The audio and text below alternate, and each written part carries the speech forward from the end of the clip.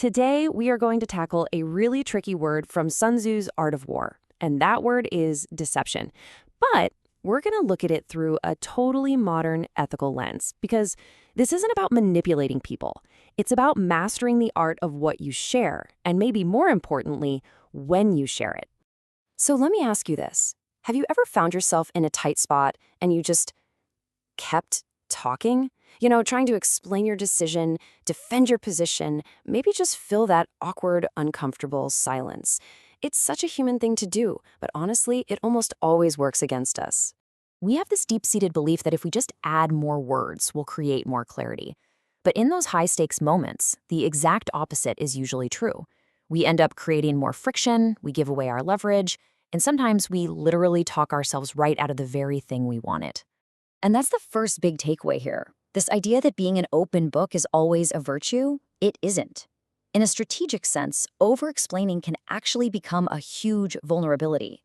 Okay, so this brings us back to that really loaded word, deception. To really get what Sun Tzu is talking about, we have to kind of strip away all the negative baggage and look at the strategic idea underneath. Right, this line. It's probably the most famous and most misunderstood quote in the whole book. It sounds so cynical, doesn't it? But what if he wasn't talking about lying? What if he was pointing to something much, much more subtle? Here's how we can translate it for today. Instead of deception, let's think of it as information discipline.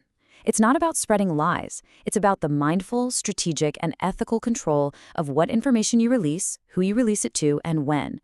It's about shaping the field of play before the game even starts. So the goal, really, is to become the thoughtful guardian of your own information. You decide what the narrative is. You control the flow.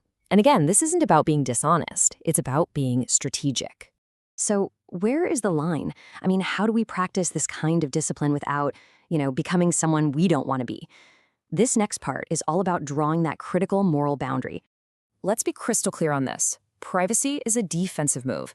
Think of it like building a fence to protect your peace, your focus, your ability to think. Dishonesty, on the other hand, is an offensive move. It's when you intentionally mislead someone to hurt them or to get something you don't deserve. They are absolutely not the same thing. Keeping your cards close to your chest is not the same as cheating. It's just playing the game well.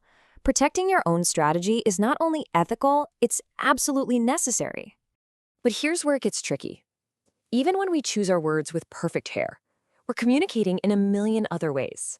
We leak information, signals that we don't even know we're sending. It happens in all these tiny ways, right? The quiver in your voice that betrays your nervousness, the way your shoulders tense up when you feel under attack, that urge to rush in and fill every single silence. These are the little leaks that can completely sink your ship, no matter how carefully you've chosen your words. When your words are saying one thing, but your body is telling a completely different story, people are going to believe your body every single time. This is called emotional leakage, and learning to manage it is a game changer. So how do you plug these leaks? Well, here's a fantastic tool from negotiation experts. Consciously adopt what they call the late-night FM DJ voice.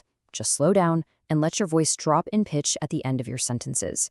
It's a simple physical shift that actually calms your own nervous system and projects total composure, even when you're feeling anything but. All right, that all sounds good in theory, but what does this information discipline actually look like day to day? Let's walk through 3 really common scenarios. First up, a negotiation at work. Your instinct is probably to state your case right away. Instead, try starting with good, open-ended questions. And then, just be quiet. Use silence as a tool. Let them talk first. You gather intelligence before you reveal anything about your own position. You learn the terrain before you commit your troops. And this is not just for the boardroom. In our personal lives, setting a boundary is a perfect example of this. You're not attacking someone. You are calmly stating what you need to protect your own sanity. Using I statements like, I need some space to think, keeps the focus on what you need, not on what they did wrong. And finally, this discipline applies to the conversations you have with yourself. To change a bad habit, you've got to see it first. There's this amazing technique from the Japanese railway system called pointing and calling, where conductors physically point at signals and say their status out loud. It makes an unconscious act conscious. You can do the exact same thing with your own internal patterns. Now, to make this something you can actually use, I want to give you a super simple exercise you can do today to start building this awareness. Just think back to a recent tough conversation. Play it like a movie in your head. Where did you say more than you needed to? What was your voice like? Your posture? Don't judge yourself, just notice. Then, think about your next important conversation. What is one single small change you can intend to make? Maybe it's just pausing for 2 seconds before you answer. That's it. That is the beginning of discipline. So let's bring it all home. We've redefined deception as ethical information discipline. We've drawn a hard line between privacy and dishonesty. We know that our unspoken signals matter a lot, and we've seen that strategic silence isn't weakness, it's a profound strength. And that's the final thought I want to leave you with. In your work, in your relationships, maybe just in the quiet of your own mind, where's the first place you could benefit from practicing a little strategic silence? I hope this gives you some practical ways to navigate those tricky conversations with both integrity and strength. We'll keep exploring these ideas in the next explainer. Thanks so much for joining me.